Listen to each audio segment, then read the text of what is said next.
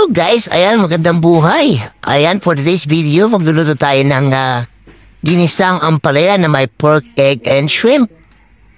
So sa ating pagluluto, ito ang ating mga ingredients. Ayan, meron kami binahambad na ampalaya, scrambled egg, pork, and kamatis. At kung di po kayo nakapalo, please do follow my Facebook, and follow.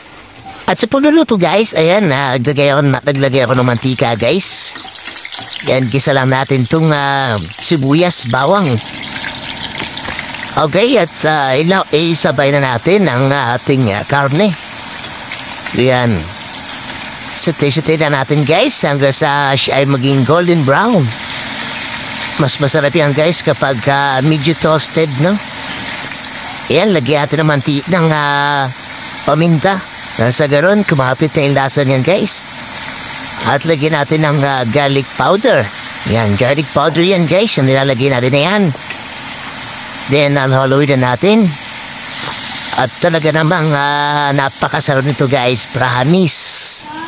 Yan, sama natin sa pag-isa guys yung ating kamatis. Nasa ganun na sumama na yung kanyang lasa. Alright. At tayo na nga guys, sama na natin yung ating shrimp. Nasa gano'n ay magsama-sama na ang kanyang lasa guys. Talaga naman napakalasa na ito guys. At shoutout nga pala sa ating mga followers, sa ating mga sharer, sa ating mga superstar. Ayan yung mga nagpapa-star guys. Ayan, at kapag medyo luto na yung ating hipon guys, sama na natin yan yung ampalaya. Alright? Yan ang ampalaya guys, tinan nyo naman. And then, ibuhos natin guys yung ating egg, yan, scramble egg natin guys. Buhusan natin yan. And huwag kalimutan natin lagyan ng magic sarap para sa gano'n na idalang sumarap guys. Kita nyo naman guys ang consistency, no? Thank you, bye-bye.